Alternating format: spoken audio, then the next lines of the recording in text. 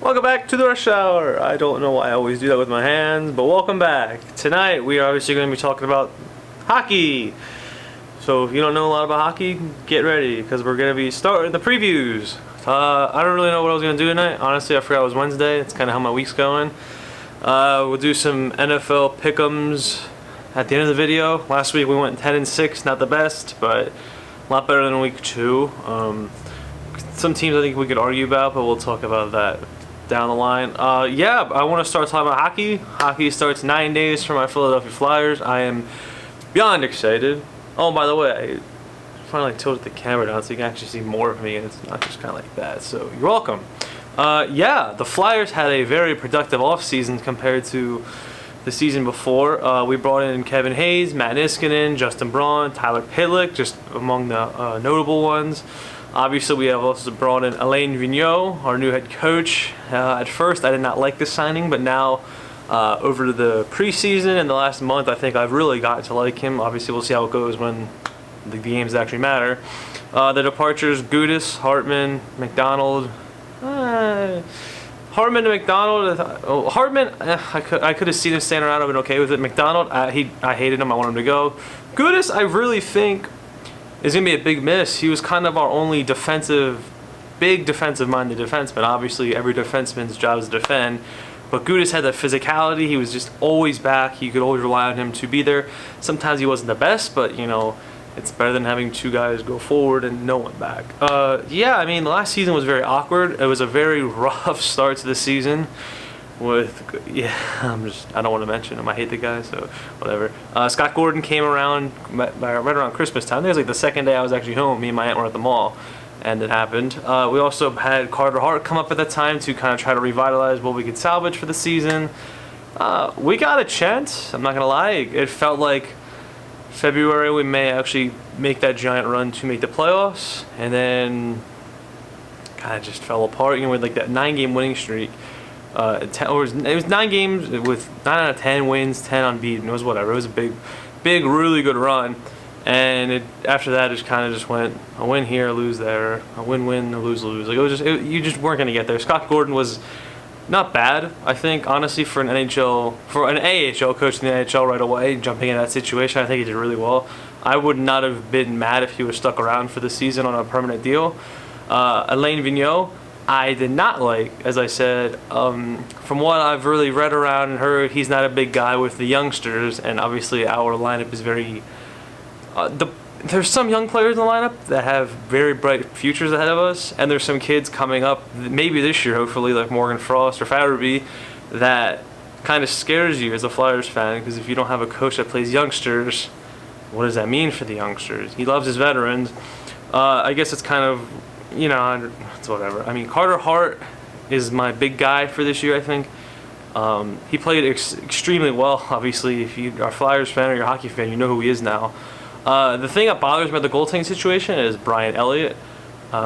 Moose can be good and could be really bad. I mean, we kind of saw at the Stadium Series, the bad goal he let in where it literally just bounced off his back and went in. But then he made some incredible saves. That was just kind of like how his career right now is kind of going. It's like one really dumb moment, and then it's like, holy crap, that's a backup goalie. I really wish we'd have stuck with Cam Talbot. Obviously, if you don't know, him and Carter Hart have a really good connection. That's why as soon as we brought Talbot in, it was like, all right, you know, here we go, that's our backup. And then we played him, I think, twice, and he left. Yeah, so anyway. Goal scorers. Goal scoring was not really that big of a problem, but when your defense was playing as bad as we did last year, it becomes a problem. Claude Giroux obviously was like the main guy. It was pretty much about it. JVR was second on the team in goals, which had a very bad start to the season. So to finish second on goals for him is not bad, but it was also only 27 goals. So I mean, I don't really know that. It was an okay season for JVR. He was on the ice a lot when the other team scored. He had a really bad minus rating. The other guy I really want to step to is my boy Travis Konecny. He got that big contract this summer. A lot of people saying he doesn't really deserve that much. 24 goals, 25 assists last year. It needs to be bigger because his potential is there. Like, we need to see it now, especially if the Flyers want to get back into that playoff picture. You know, I'm not going to say a playoff Stanley Cup run. I'm just saying get in the playoffs and build off it for another season down the road. Nolan Patrick as well, very good, talented young forward. 13 goals last year, not the best from him. He's very up and minded with a upper body injury. Like he's hurt. He's there. He's got to get his body situated, or we gotta get a trainer on the staff. But I really expect Patrick Konechny to have the big years that Flyers fans really think they can have. As defenders, not defenders, more of a defensive two-way player. Kevin Hayes obviously comes in for the big contract. Not a big fan of the contract, but I'm a big fan of the guy.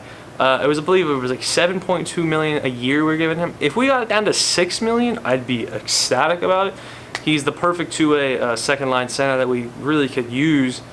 But again, it's just a lot of money for a guy that's not really proven it, but he has the potential to do it. He had a very bad season last year, starting with the Rangers, then went to Winnipeg. Was kind of he just wasn't. You could tell he just wasn't completely settled with Winnipeg, and I think that's definitely why we traded for the rights to him. And then obviously we gave him a little too much money to sign him. Obviously, all the things that reportedly said that he just is only here for the money. He is shaking them off, okay, I guess. The fans obviously are not giving up just like that. So yeah, when all said and done, I kind of do think we are going to make the playoffs. But again, I'm a very, very optimistic guy when it comes to the teams I support. I do really think we will make the playoffs. If I looked at this team on paper, with the veterans, the good youngsters coming up, maybe Morgan Frost hopefully going to be able to play this year, I really think this is going to be a good season for Flyers. I don't think it's a Stanley Cup run, but I could see a first or second round playoff finish for the Flyers this year. So now let's go into the football. Football, everyone's favorite sport, and what kind of makes me really enjoy my channel. I love talking about football. Again, I was kind of busy this weekend, so I didn't get to watch too much of the game. So again, I'm not gonna BS you. I'm not gonna say this person played well, this and that. I am gonna run through the games that I lost last week. I went 10-6 on my pick'ems. Jacksonville, Tennessee. Thursday night games have been dog awful this year. Minshew played phenomenal again. He's starting to look like he could really replace Foles and help the Jaguars continue to win. Eagles, man. I have a lot of Eagles fans, and I guarantee a lot of them watch this, so it's just a rough start. I mean, they have the pieces there. The wide receivers are just playing really poor. Wentz is just trying to do too much to help them out. So I think the Eagles, they need to just go back to basics and figure it out. I'll save my prediction for later. Tampa Bay and the Giants, Daniel Jones. Wow. I said I don't know how we do. I said Jameis might snap out of the skid. Daniel Jones was great. He's the little ball of energy they needed, and he carried them to that ginormous comeback win. Cardinals and the Panthers.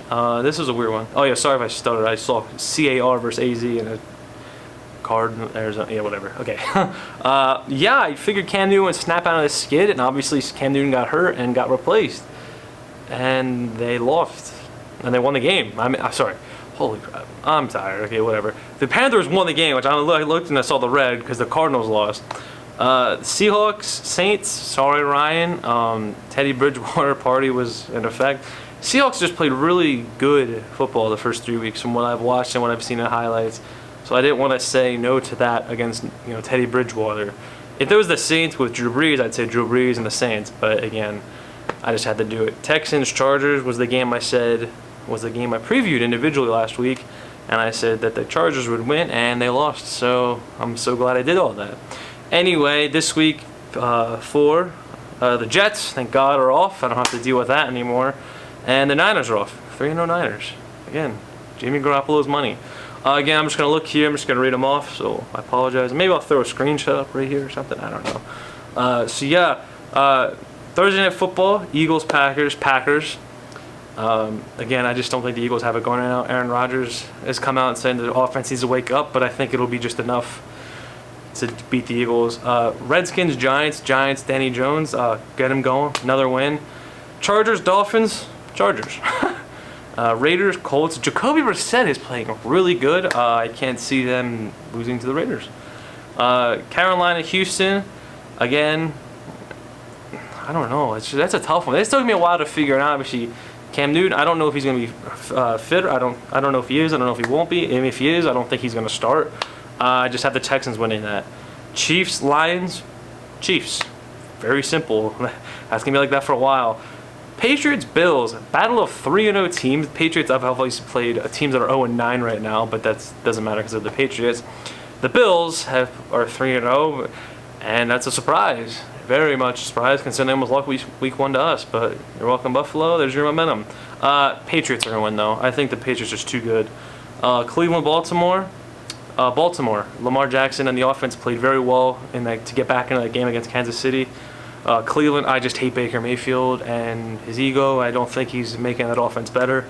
I think that they're just going to struggle against the Ravens defense as well. So there's that. Titans, Falcons. Falcons are just not running the ball. Oh, they're one of the worst in the league. I don't remember if they're the worst or in the top 5 worst. But yeah, Titans. Tampa Bay versus the Rams. Rams, make it simple. Seahawks, Cardinals. Seahawks, to get back on track. Jacksonville, Denver. Jacksonville. Minshew, go for it. And you get that porn deal or whatever the hell my uncle sent me. Minnesota, Chicago. Chicago defense going on. Chicago wins. You're welcome, Uncle Corey. Love you. Saints, Cowboys. This was a really hard one to pick as well. Because I'm not completely impressed with the Cowboys, but they have been playing really good football. Dak's looking pretty good. But the Saints, like I said, they played really well last week, and I didn't think they would with Teddy Bridgewater. So, Saints. You're welcome, Ryan. And the final game, Bengals, Pittsburgh. 2 struggling teams. I guess I'll help my stepdad out and give him this one. Steelers. I think they're going to take it and get their first win of the season. So yeah, that's my week 4 pick'ems. Obviously, we'll tune in next week to see how they go. Hopefully, it's better than 10-6. I feel like there should be a good. I feel like it should be a good week. So yeah, thank you so much for watching. Again, Flyers preview. I'll probably have another NHL preview. Maybe Sunday, maybe Monday. I don't know. I'll figure something out. I'm very busy Saturday with my university sports. So yeah, no matter what, you'll see me next Thursday for next football, because I film on Wednesdays, but I publish on Thursdays, if you know what I mean. But yeah, thank you so much for watching. Like the video to like me, and subscribe if you are new, because I like seeing numbers go up. Thank you so much for watching, and I'll see you later.